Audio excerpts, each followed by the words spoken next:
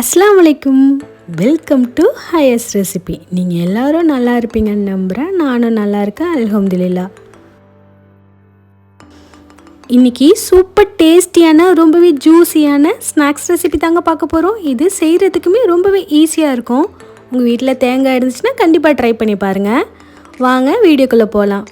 இது செய்கிறதுக்காக திக்கான தேங்காய் பால் 1 கப் எடுத்துக்கலாம். அது கூட 1 கப் மைதா, 1 கப் சர்க்கரை, 1 கப் துருவின தேங்காய், கொஞ்சமாக சால்ட் எடுத்துக்கோங்க. 2 டீஸ்பூன் ஜீனி எடுத்துக்கலாம். 1 முட்டை எடுத்துக்கலாம். இப்போ நம்ம எடுத்து வச்சுருந்த இன்க்ரீடியன்ட்ஸ் எல்லாத்தையும் ஒரு மிக்சிங் பவுலில் இதை மாதிரி ஆட் பண்ணிக்கோங்க. இந்த வீடியோவை முழுசாக ஸ்கிப் பண்ணாமல் பாருங்கள். அப்போ தான் நான் சொல்கிற சின்ன சின்ன ஸ்டெப்ஸ் எல்லாம் நீங்கள் ஃபாலோ பண்ணி நீங்களும் பர்ஃபெக்டாக செய்யலாம். இப்படி எல்லாத்தையும் ஆட் பண்ணதுக்கப்புறமா நல்லா ஒரு விஸ்கை வச்சு நல்லா மிக்ஸ் பண்ணி கொடுத்துருங்க. நல்லா கட்டிகள் இல்லாமல் நல்லா கலந்து எடுத்துக்கணும். நீங்கள் இதை மாதிரி கட்டி இல்லாமல் கலந்ததுக்கப்புறமா கொஞ்சம் கொஞ்சமாக தண்ணி ஊற்றி மைதா தோசைக்குன்னா கரைப்போம்ல, அந்த அளவுக்கு நம்ம தண்ணியாக கரைச்சி எடுக்க போகிறோம்.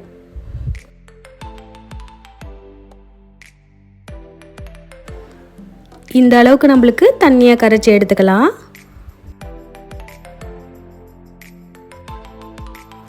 மாவை நல்லா இதை மாதிரி கரைச்சதுக்கப்புறமா இதை மாதிரி எம்டி பவுல் 2 எடுத்துக்கலாம். அதில் கொஞ்சமாக நம்ம கரைச்சி வச்சுருந்த மாவை தனித்தனியாக பிரித்து எடுத்துக்கலாம்.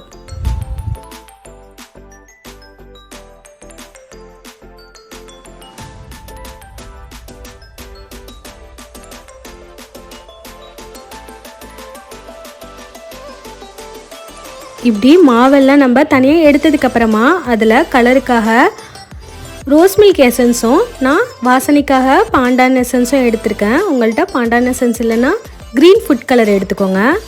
இதை மாதிரி ஆட் பண்ணி நல்லா கலந்து விட்டுக்கலாம்.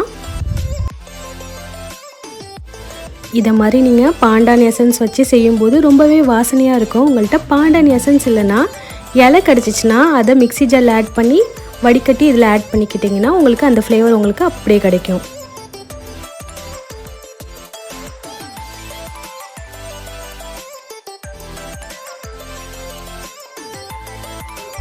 இப்போது நம்மளுக்கு க்ரீன் கலர் நல்லா கலந்து எடுத்தாச்சு.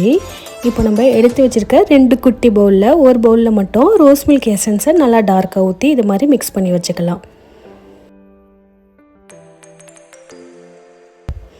இந்த மாவெல்லாம் நம்மளுக்கு கலந்து இப்போது ரெடியாக இருக்குது. இது அப்படியே இருக்கட்டும். இப்போ ஸ்டவ்வில் இதை மாதிரி ஒரு பேன் வச்சுக்கலாம். அதில் நம்ம எடுத்து வச்சுருக்க நாட்டு சர்க்கரை ஆட் பண்ணிக்கலாம். அதே அளவுக்கு நம்ம தண்ணி ஆட் பண்ணி கொஞ்சம் கரைச்சி எடுத்துக்கலாம்.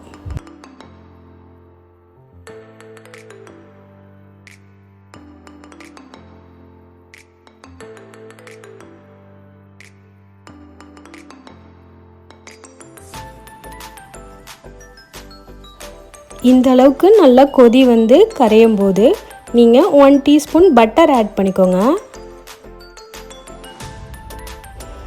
நல்லா இதெல்லாம் சேர்ந்து கொதிச்சு வரட்டும். இப்போது கம்பி பதம் எதுவுமே தேவையில்லைங்க. நல்லா நம்மளுக்கு சர்க்கரை கரைஞ்சதுக்கப்புறமா நம்ம துருவின தேங்காய் எடுத்து வச்சுருந்தோம்ல, அதையும் ஆட் பண்ணி நல்லா இது மாதிரி கலரி விட்டுக்கலாம். இப்போது தேங்காய் ஆட் பண்ணதுக்கப்புறமா வாசனைக்காக 1 டீஸ்பூன் ஏலக்காய் பவுடர் ஆட் பண்ணிக்கலாம். இப்போது இதெல்லாம் சேர்ந்து நல்லா கொதிச்சு வரட்டும். நல்லா இது மாதிரி கலந்து விட்டுக்கோங்க. உங்களுக்கு இதை மாதிரி சர்க்கரையும் தேங்காயும் கொதிச்சு வரும்போது திக்னஸ் கிடைக்கும். அது வரைக்கும் நம்ம கலந்துக்கிட்டே இருக்கணும்.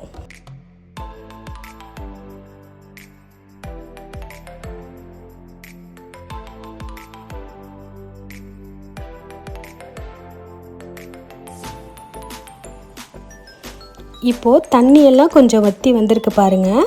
ரொம்ப ட்ரை ஆக்கிடாமல் இதை மாதிரி ஜூஸியாக இருக்கும்போதே கொஞ்சமாக கலரி விட்டு ஸ்டவ்வை லாஸ்ட்டாக ஆஃப் பண்ணிடணும்.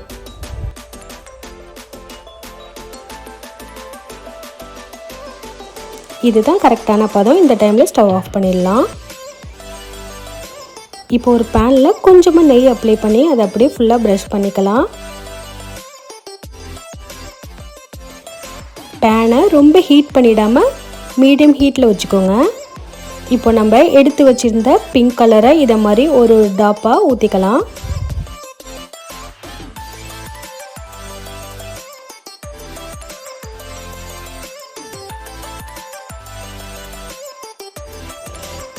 அப்புறம் நம்ம எடுத்து வச்சுருந்த ஒயிட் கலரை இதை மாதிரி கொஞ்சம் கொஞ்சமாக ஒரு ட்ராப்பாக ஊற்றி எடுத்துக்கலாம்.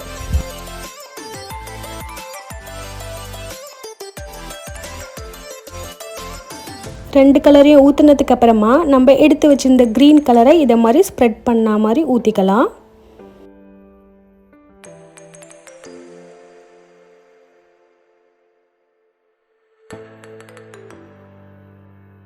இப்போது க்ரீன் கலரை இதை மாதிரி ஊற்றுனதுக்கு அப்புறமா ஒரு 2 நிமிஷத்துக்கு மட்டும் மூடி போட்டு மீடியம் ஃப்ளேமில் வச்சுக்கோங்க. 2 நிமிஷத்துக்கு அப்புறம் ஓப்பன் பண்ணி பார்த்தா இதை மாதிரி நல்லா வெந்து வந்திருக்கும். இது பின்னாடி எதுவுமே திருப்பி போடாமல் அப்படியே எடுத்து ஒரு பிளேட்டில் மாற்றிக்கலாம். இதை மாதிரி நம்ம மீதி வச்சுருந்த மாவு எல்லாத்தையும் ஊற்றி எடுத்துக்கலாம். இது செய்கிறதுக்குமே ரொம்பவே ஈஸியான ஒரு ரெசிபிங்க. சாப்பிட்றதுக்கு ரொம்ப டேஸ்ட்டாக தேங்காய் பால் வாசனையோட நல்லா சர்க்கரையெல்லாம் சேர்த்து சாப்பிடும்போது அவ்வளோ அட்டகாசமாக இருக்கும். கண்டிப்பாக ட்ரை பண்ணி பார்த்துட்டு எப்படி இருக்குன்னு எனக்கு கமெண்டில் சொல்லுங்கள்.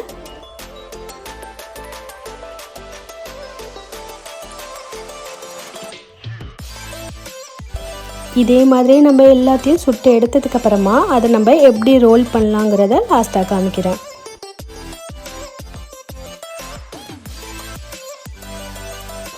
இதே மாதிரி 2 நிமிஷம் மட்டும் மீடியம் ஃப்ளேமில் வச்சு எல்லாத்தையும் சுட்டு இதே மெத்தடில் எடுத்துக்கோங்க.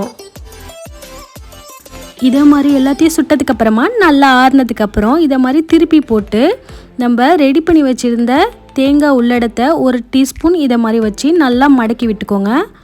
மடக்கி விட்டு இதை மாதிரி டைட்டாக நம்ம ரோல் பண்ணோம்னா நம்மளுக்கு சூப்பராக அந்த ரோல் ரெடி ஆகிடும்.